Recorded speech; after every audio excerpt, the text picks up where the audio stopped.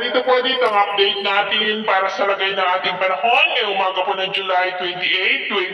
2024 na kung saan sa ngayon yung dalawang sama ng panahon na nasa silangang bahagi po nating bansa na ating binabantayan na sina 95 at 96W ay iisa na lamang po ang sirkulasyon ngayong umaga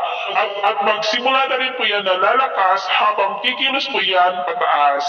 Ang habagat naman po ay humina na ang epekto nito dito sa ating bansa pero dumadaplis pa rin po dyan sa kanulang bahagi ng Luzon. At ito naman ay pinapakita ng forecast model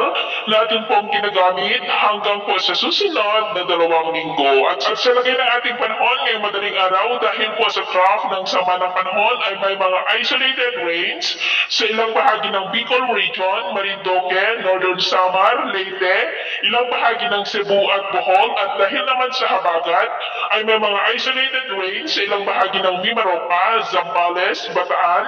Panay Island, ilang bahagi ng Negros at Sulu Archipelago. May mga isolated rains rin dito po sa ilang bahagi ng Cagayan Valley at Cordillera. At mamaya ay sisikat naman ang araw sa malaking bahagi ng ating bansa pero may tsansa pa rin ng maulap na kalangitan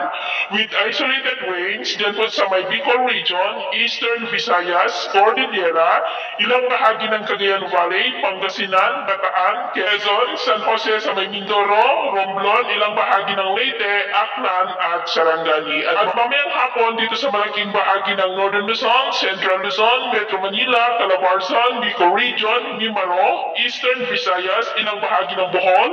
Northern Cebu, Northern Negros, Panay Island, Northern Mindanao, Caracas, Sorsogon at Davao Region ay makakaranas po tayo ng maulap na kalangitan na mas mataas ang tsansa ng mga pag-ulan, pagkulog at pagkidlat kaya mag-ingat po tayo sa posibleng banta pa rin ng mga pagbaha at pagkuho ng lupa. At sa atin naman po mabaybayin dahil